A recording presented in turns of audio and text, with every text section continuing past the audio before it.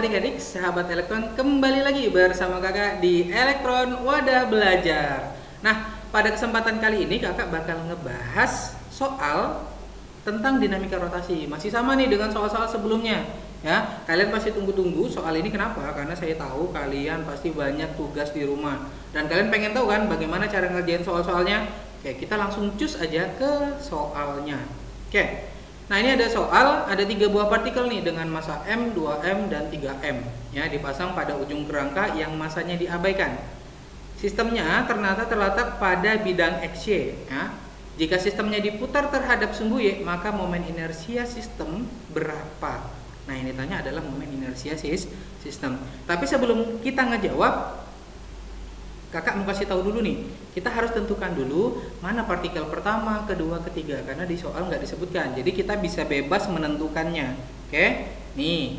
Kemudian di sini kakak mau gambarkan sumbu putarnya. Ya, di sini sistemnya diputar terhadap sumbu Y, maka kita gambarkan sumbu Y-nya. Ya, kemudian baru kita kasih simbol. Untuk partikel dengan massa 3M ini saya jadikan partikel pertama, yang 2M partikel kedua, dan yang M ini partikel ketiga. Sebenarnya adik-adik bisa bebas ini menentukan mana partikel 1, 2, 3 ya. Jadi mau dibolak balik boleh ya, biar nggak gosong. Oke, kita lanjutkan ya. Dari sini kita bisa nulis apa yang diketahui di soal ya. Sekarang kita lihat partikel pertama punya massa sebesar 3M. Kemudian partikel kedua massanya 2M, dan partikel ketiga massanya M.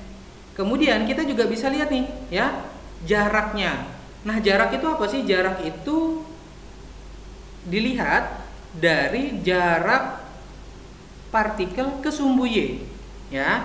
Jadi jaraknya itu dilihat dari partikel ke sumbu Y. Kalau misalkan partikel pertama ya, jaraknya ke sumbu Y ini A. Jadi nanti bisa kita tuliskan R1 sama dengan A.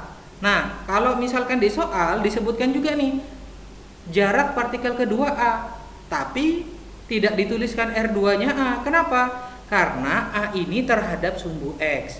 Di sini kakak tuliskan R2-nya sama dengan 0. Kenapa? Karena yang ditanyakan itu terhadap sistem diputar terhadap sumbu Y ya.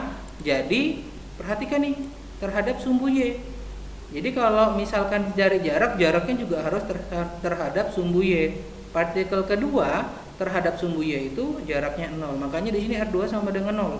Jadi jangan terkecoh dengan apa yang ditulis di soal. Kita lanjut. Jarak yang ketiga adalah 2A.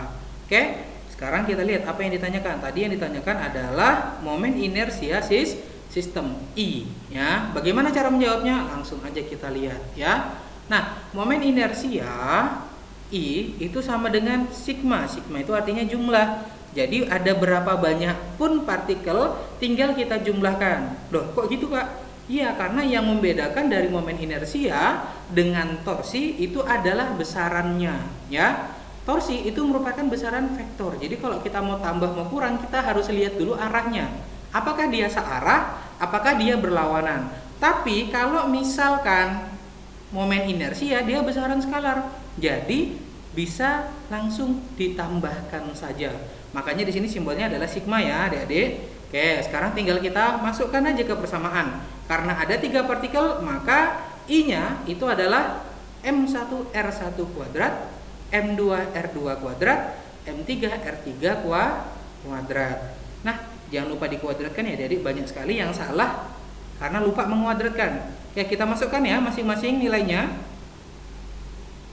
I, M1-nya tadi 3M, R1-nya adalah A. Ingat A kuadrat. Kemudian M2 masanya adalah 2M, R-nya itu adalah 0 kuadrat. 0 kuadrat ya 0 ya adik-adik. Kemudian M dikali, nah ini jarak ketiga, 2A kuadrat. Banyak sekali adik-adik yang ketika mengerjakan ini tidak dikurang dulu. Jadinya gimana? Kalau tidak dikurang dulu nanti lupa untuk menguadratkan. Jadi kalau seperti ini lebih baik dikurung dulu, kemudian dikuadratkan ya. Oke, sekarang kita coba kuadratkan ya.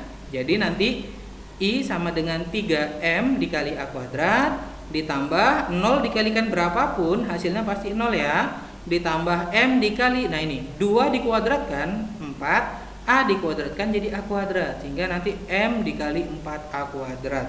Kita lanjutkan ya, 4-nya saya pindah ke depan nih, jadi 3MA kuadrat ditambah 0 ditambah 4MA kuadrat. Tinggal tambahin aja adik-adik, 3 tambah 4. Wah, ini anak TK bisa. 3 tambah 4 sama dengan 7, maka jawabannya I sama dengan 7MA kuadrat. Ini ya, oke, berarti jawabannya adalah yang E, begitu. Oke adik-adik ya, saya yakin kalian pasti sekarang bisa untuk menjawab soal-soal terkait momen inersia. Oke, kembali lagi nanti bersama kakak di soal-soal selanjutnya. Bye-bye adik-adik.